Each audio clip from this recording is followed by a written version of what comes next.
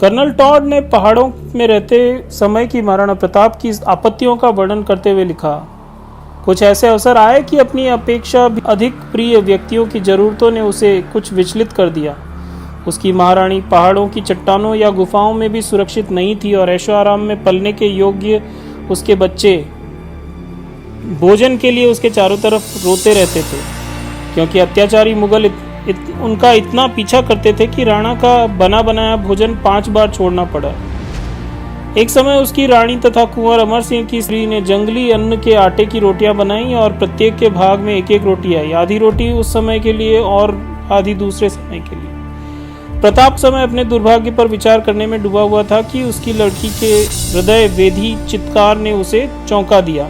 बात यह हुई कि एक जंगली बिल्ली लड़की की रखी हुई रोटी उठा ले गई, जिससे मारे भूख के वह चिल्लाने लगी। उस समय प्रताप सिंह का धैर्य विचलित हो गया। अपने पुत्रों और संबंधियों को प्रसन्नतापूर्वक रण क्षेत्र में अपने साथ रहते हुए देखकर वह यही कहा करता था कि राजपूतों का जन्म इसीलिए ही होता है, परंतु भोजन के लिए अपने पर राज्य करना उसने शाप के तुल्य समझा और अकबर को अपनी कठिनाइयां कम करने के लिए लिखा।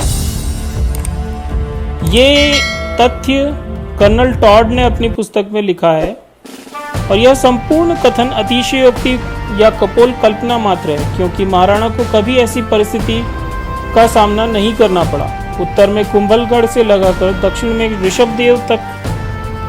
ऋषभदेव से परे तक अनुमान 90 मील लंबा और पूर्व में देवारी से लगाकर पश्चिम में सिरोही की सीमा तक करीब 70 मील चौड़ा पहाड़ी प्रदेश, जो एक के पीछे एक पर्वत श्रेणियों से भरा हुआ है, महाराणा के अधिकार में था। महाराणा तथा सरदारों के जनाने एवं बाल बच्चे आदि इसी सुरक्षित प्रदेश में रहते थे। आवश्यकता पड़ने पर उनके लिए अन्न आदि लाने को गोड़वाड़, सिरोही, ईडर और मालवे की तरफ से मार्ग खुले हुए थे। उक्त पहाड़ी प्रदेश में जल तथा फल वाले वृक्षों की बहुतायत होने के अतिरिक्त बीच बीच में कई जगह समान भूमि आ गई है और वहाँ सैकड़ों गांव आबाद हैं। ऐसे ही वहाँ कई पहाड़ी किले तथा गढ़ भी बने हुए हैं और पहाड़ियों पर हजारों भील बसते हैं।